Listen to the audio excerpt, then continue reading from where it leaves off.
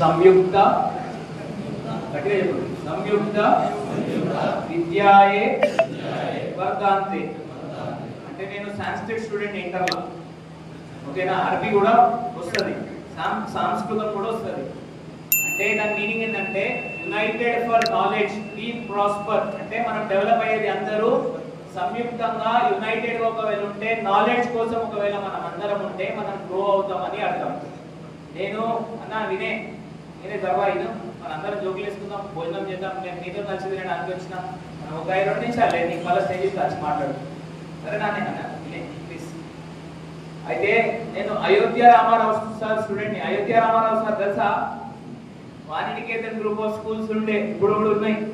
అందుకే నేను ఇంత స్పష్టంగా తెలుగు మాట్లాడగలుగుతున్నా.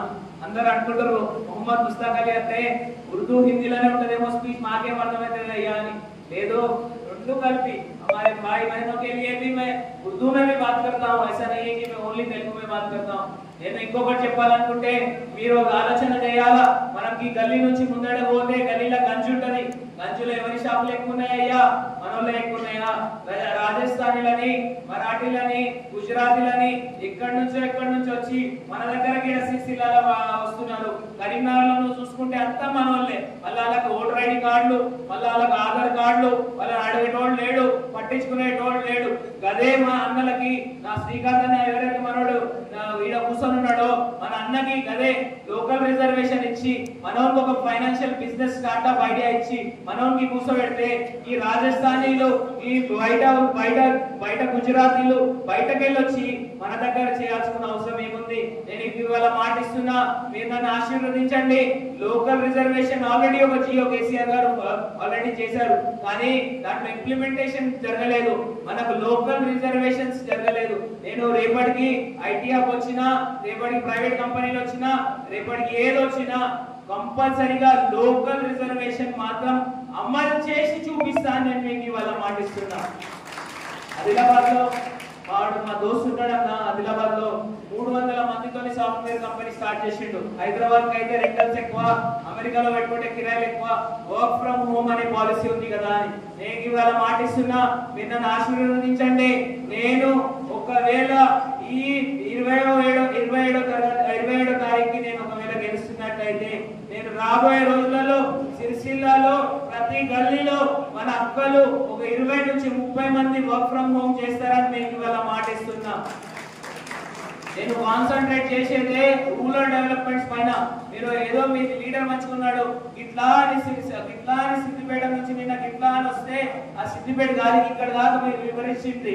ఇంకొక దగ్గర చూస్తే ఇన్ఫ్రాస్ట్రక్చర్ లీడ్స్ అవసరం ఉన్నాయి, కానీ మీ లీడర్లు ఇంతకు ముందు ఉన్న వ్యవస్థ ఉండే వాళ్ళకి గొప్పతనం, మీరు అడిగే గొప్పతనం, మీకు ఇన్ఫ్రాస్ట్రక్చర్ లీడ్స్ లేవు.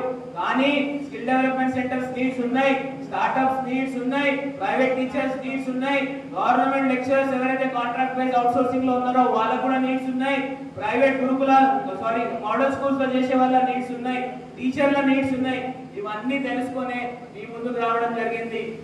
ఎక్కువ టైం తీసుకోను, లాస్ట్ 5 మినిట్స్ ఎవరైనా ఇంకేమైనా క్వశ్చన్లు ఉంటే మాట్లాడవలసిందిగా. ఓటర్లు, పట్టభద్రులు, యువకులందరికీ నా హృదయపూర్వక నమస్కారం తెలియజేస్తూ, ఇద్దరిని వస్తా ఉంటే ముస్తాక్ అలీ గారు వస్తున్నారు, కరీంనగర్ నుండి ఎమ్మెల్సీ ఎన్నికల్లో మరి పోటీ చేస్తున్నారని చెప్పి నాకు తెలియగానే, ఇంత పెద్ద కార్పొరేట్ వ్యవస్థలో వందల వేల కోట్ల అధిపతులు మరి వారి యొక్క వ్యాపారాన్ని విస్తరించడానికి పోటీ పడుతున్న ఈ యొక్క ఎన్నికల్లో మరి ముస్తాక్ అలీ గారు మీ గురించి పోటీకి నిలబడడానికి ధైర్యం చేశారంటేనే నేను ఆయనను మెచ్చుకోగా పోలేకపోతున్నాను. ఎందుకంటే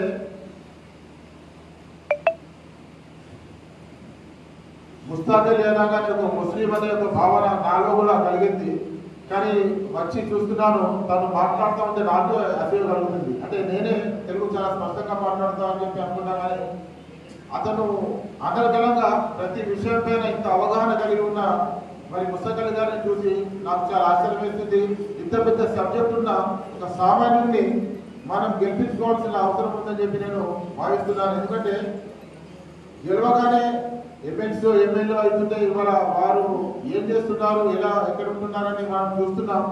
మన ఫోన్ కాదు కదా, మరి కనీసం ఎక్కడైనా తను కలుస్తాడేమో అని చెప్పి అనుకుంటే తన అడ్రస్ కూడా మనకు తెలియని పరిస్థితిలో రోజు మనం చూస్తున్నామంటే ఈ 4 జిల్లాల ఎమ్మెల్సీ ఎన్నికల్లో పోటీ చేయడానికి తను మీ ముందుకు వచ్చి ఓటు అడుగుతున్నాడు అంటే మనం ఇలాంటి వారిని ఎంకరేజ్ చేయక తప్పవలసిన పరిస్థితి. ఎందుకంటే ఇలాంటి వారిని సామాన్యుల్ని మనం ఓటు వేసి వారిని ముందుకు తీసుకుపోదామని రాబో కాలంలో మరి మన గురించి ఆలోచించాల్సిన వ్యక్తులు మరి చట్టసభల్లో పంపించాల్సిన అవసరం ఉందని చెప్పి నేను భావిస్తూ మీ అందరూ కూడా మరి తనను మరి మనస్ఫూర్తిగా ఆశీర్వదించి మీ యొక్క అమూల్యమైన మొదటి ప్రాధాన్యత ఓటుతో తనని ఆశీర్వదిస్తారని చెప్పి తన పక్షాన నేను మిమ్మల్ని కూడా అభ్యర్థిస్తున్నాను. నాకు అవకాశం కల్పించినందుకు